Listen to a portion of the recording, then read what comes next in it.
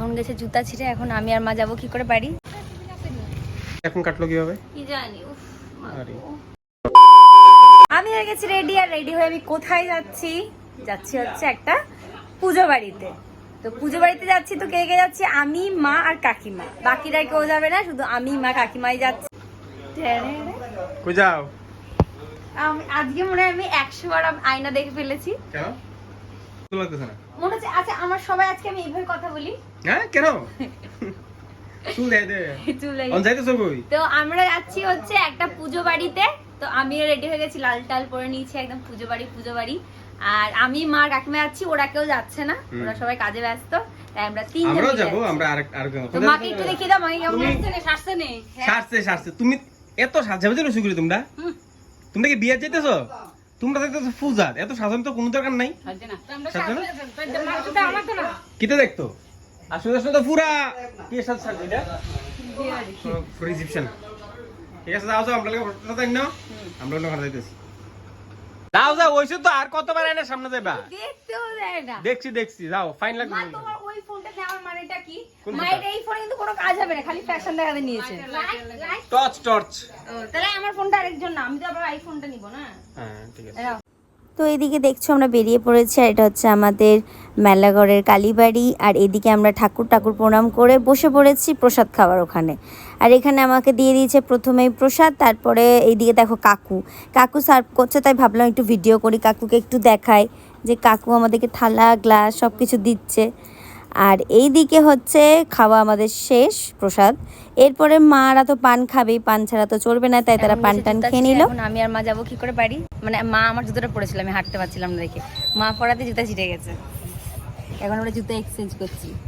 দাও তো দাও, চলো দেখি হেঁচড়াইয়া কোনো রকমের বাড়ি যেতে হবে।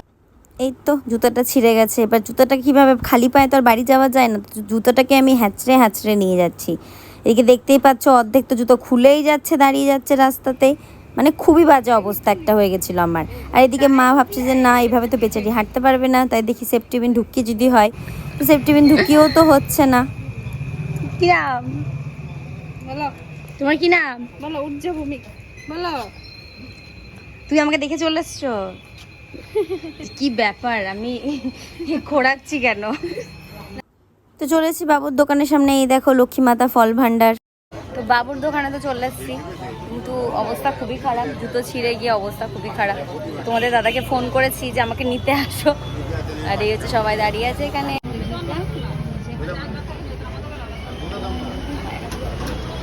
পায়ের অবস্থা খুবই খারাপ।